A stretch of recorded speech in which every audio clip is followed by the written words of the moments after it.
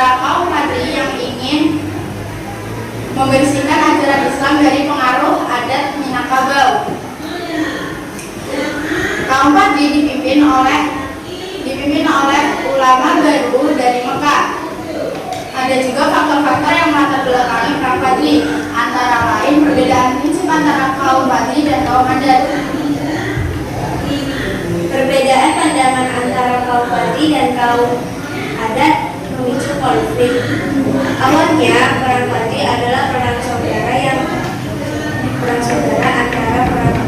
antara kaum Padri dan kaum adat. Namun, Belanda kemudian ikut campur tangan untuk menguasai wilayah Minangkabau. Selanjutnya, kami akan menjelaskan tentang rumusan pasangan. Perang Padri bermula dari perbedaan prinsip antara kaum Padri yang ingin memurnikan ajaran Islam dan kaum adat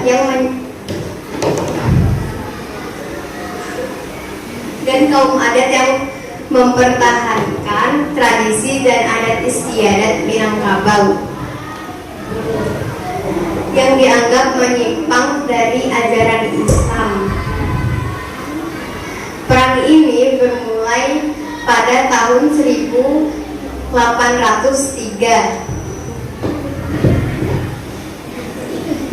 dan berlangsung dalam dua fase dengan campuran tangan Belanda yang ingin memperkeruh suasana.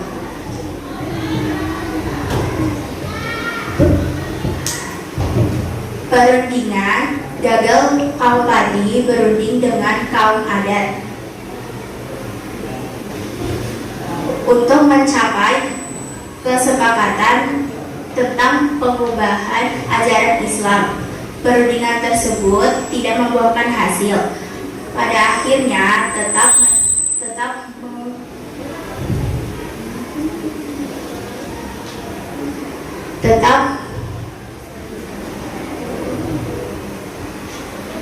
mempertahankan praktik-praktik adat mereka.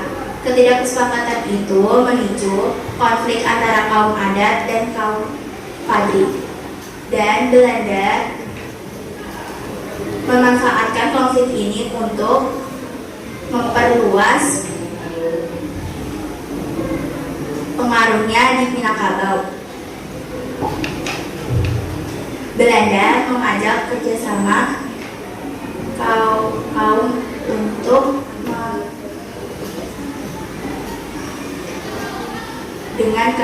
melawan kaum adat.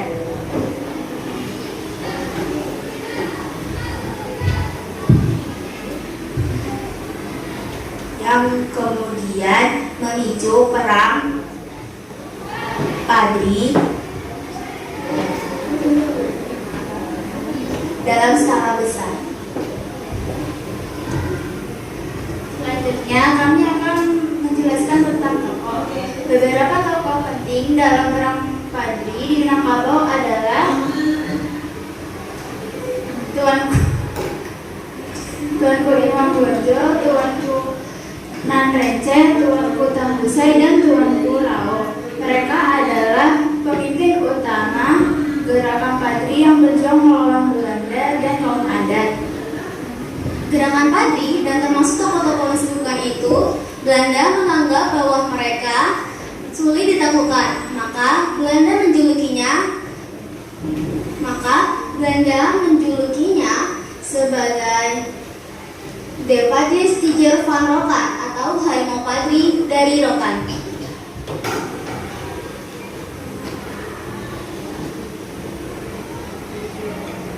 Sekian presentasi dari kami.